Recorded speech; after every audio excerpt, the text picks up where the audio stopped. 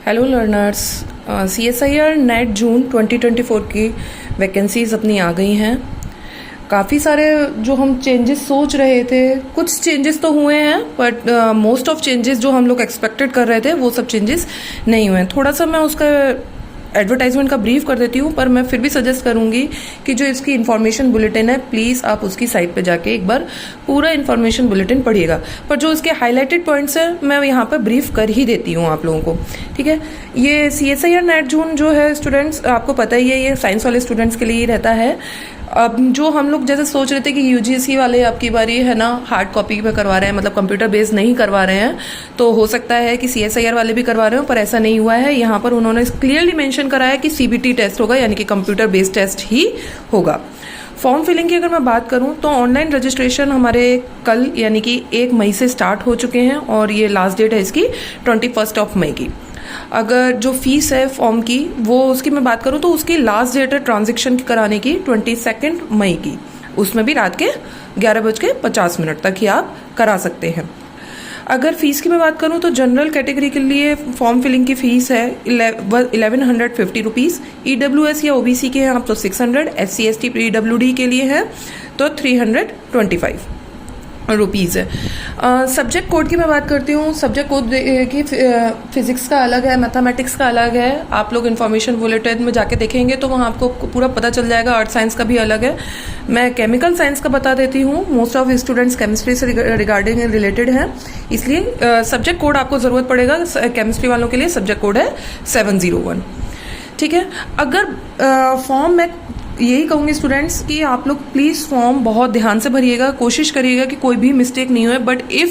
But कहीं ना कहीं अगर आप लोगों से बाई चांस मिस्टेक होती है तो करेक्शन विंडो डेफिनेटली ओपन होगी 25 मई के से 27 मई के बिटवीन में। आप तब अपना जो भी आपके करेक्शन है, अगर आपसे मिस्टेक हुई है तो आप इन 2 दिनों में क्लियर कर सकते हैं उसको। पेपर की मैं बात करूँ तो पेपर का मीडियम रहेगा बाइलिंगुअल, यानी कि पेपर सिर्फ 2 ही मीडियम में रहेगा आपका, हिंदी और इंग्लिश में, ठीक। हिंदी और इंग्लिश। अगर जैसे किसी बच्चे ने बाइलिंगुअल चुना है, अगर हिंदी चुना है और वहाँ पर अगर पेपर में आपको मिस्टेक दिखती है, हिंदी में अलग दिख रहा है, इंग्लिश में अलग दिख रहा है, तो इंग्लिश वाला ही सही माना जाएगा। ये वहाँ पर उसने इन्फॉर्मेशन बुलेटिन में भी बिल्कुल क्लियर कट कह रखा है, ठीक है। आगे मैं बात करूं तो अब की बार इन्होंने है ना डेट्स का भी बता दिया है कि डेट जो पेपर की डेट्स है वो कब रहेंगी। तो 25, 26 और 27 जून को ये 3 दिन में से कोई दिन कंडक्ट होगा पेपर। इन तीनों ही दिन है ना CSIR नेट पेपर कंडक्ट करवाएगी, पर सब्जेक्ट रिगार्डिंग और टाइम वगैरह वो आगे फर्दर बताएंगे। हाँ, अगर मैं बात करूँ तो इन्होंने स्पेशली अब की बारी मेंशन ये भी करा है कि जो आप लोग फॉर्म फिल कर दें, फीस सबमिट करवा दें, उसके बाद जो आपका एक सॉफ्ट कॉपी बनेगी उसका प्रिंट आउट ज़रूर लीजिएगा। आके आपके जो पेपर क्लियर हो जाता है तो वो मार्कशीट लेने में आपको उस फॉर्म की ज़रूरत, जो आपने फॉर्म सबमिट कराया है उसकी हार्ड कॉपी की आपको ज़रूरत पड़ेगी। मैंने यहाँ पर वही चीज़ मेंशन कर रखी है, print out the hard copy for future reference. अब की बार जो चेंज आया है वो हमें पहले जैसे 3 कैटेगरी होती थी, लेक्चरशिप यानी कि असिस्टेंट प्रोफेसर और only JRF and LS plus JRF। अब की बार भी 3 कैटेगरियां, बट क्वाइट डिफरेंस है। फर्स्ट कैटेगरी तो वही है, JRF प्लस LS की है। सेकंड कैटेगरी की मैं बात करूं तो LS प्लस PhD है। थर्ड कैटेगरी अब की बार इन्होंने नई निकाली है, ओनली फॉर PhD। अगर मैं बात करूं कि इसमें क्या अंतर है तो स्टूडेंट्स, अगर आप सिर्फ कैटेगरी थर्ड चुनते हैं, जो थर्ड कैटेगरी है ओनली फॉर PhD, तो आप इसमें आप JRF यानी कि अगर आपकी मार्क्स अच्छे आते हैं फिर भी आप लोगों को स्टाइपेंड नहीं मिलेगा और आप असिस्टेंट प्रोफेसर के लिए भी एलिजिबल नहीं माने जाएंगे, खाली PhD के लिए रहेंगे। और आपने अगर ये PhD वाली कैटेगरी थर्ड क्लियर कर लिया है, कर लेते हैं आप, और कट ऑफ आपका उसी रिगार्डिंग आता है, तो PhD में आप एडमिशन कहीं लेना चाहते हैं तो वो सर्टिफिकेट ओनली 1 ईयर एलिजिबल रहेगा, उसके बाद वो सर्टिफिकेट एलिजिबल नहीं होगा। ओनली PhD वाले जो स्टूडेंट्स रहेंगे, जो कट ऑफ क्लियर कर लेंगे, ये वाली थर्ड कैटेगरी क्लियर कर लेंगे, तो ये जो नेट जो मोस्ट ऑफ यूनिवर्सिटीज़ हैं जो written exam MCQ based paper करवाती हैं, PhD एंट्रेंस टेस्ट करवाती हैं, तो उस एंट्रेंस टेस्ट से बच सकते हैं।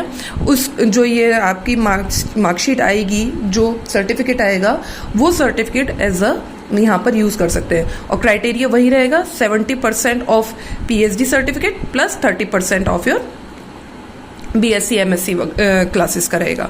बाकी का सिंपल कैटेगरी 2 में लेक्चरशिप है, आप असिस्टेंट प्रोफेसर के लिए क्वालिफाई हैं, प्लस PhD के लिए भी क्वालिफाई माने जाएंगे।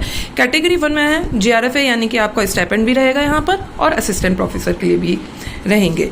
अगर मैं एलिजिबिलिटी की बात करूँ तो MSc में अगर आप अगर MSc में एनरोल्ड हैं तो आप फॉर्म फिल कर सकते हैं। MSc फाइनल ईयर वाले भी बच्चे फिल कर सकते हैं। MSc पास आउट है तो वो तो कर ही सकते हैं, प्लस MSc फाइनल ईयर में है तो वो भी भर सकते हैं, और MSc प्रीवियस में है वो भी भर सकते हैं। प्लस जो बच्चे अगर ये सोच रहे हैं कि हम MSc में एडमिशन लेने वाले हैं, क्या हम फॉर्म फिल कर सकते हैं, तो हाँ, आप लोग भी फॉर्म फिल कर सकते हैं। बट यहाँ पर उन्होंने बोला है कि जिस दिन रिजल्ट आएगा उस दिन रिजल्ट से आफ्टर 2 ईयर्स तक आपको सर्टिफिकेट नहीं मिलेगा। उन 2 ईयर्स के बाद आपको वहाँ पर जाकर आपकी MSc की डिग्री या मार्कशीट दिखानी पड़ेगी, देन वो आप लोगों को सर्टिफिकेट प्रोवाइड कराएंगे। अदरवाइज अगर आप लोग नहीं दिखाते हैं तो वो आपको सर्टिफिकेट नहीं देंगे। वो आपको जो अगर आपने एडमिशन ले लिया है तो आपको यानी कि 2 ईयर्स का पूरा एक बैकअप मिल जाएगा। अगर मैं एज लिमिट की मैं बात करूँ, मोस्ट ऑफ स्टूडेंट्स को थोड़ा मिसअंडरस्टैंडिंग रहती है कि एज लिमिट क्या है मैडम। तो JRF के लिए जो एज लिमिट है 30 ईयर्स है, और 5 ईयर्स का रिलैक्सेशन मिलता है। किसको मिलेगा? SC, ST, PWD और वुमेन, चाहे जनरल की हो या किसी भी कैटेगरी की हो, सबको 5 ईयर्स का रिलैक्सेशन मिलता है। जनरल कैटेगरीज की वुमेन्स को भी मिलता है। अगर मैं बात करूं लेक्चरशिप और PhD के लिए तो यहाँ पर कोई भी एज लिमिट नहीं होती है। तो स्टूडेंट्स प्लीज़ बाकी का जो इसका सिलेबस वगैरह है उसमें अभी तक तो मैंने देखा है जो पूरा, उसमें कोई चेंज नहीं है, पर मैं फिर भी यही कहूँगी कि प्लीज़ एक बार आप लोग इन्फॉर्मेशन बुलेटिन की साइट पर जाके देखिएगा। मैं उम्मीद करती हूँ आपको ये वीडियो अच्छा लगा होगा। Please like, comment and subscribe my channel. Thank you to all. And मैं यहाँ पर जो ये CSIR नेट जून की जो साइट है उसको मेंशन भी कर दूँगी। Thank you to all.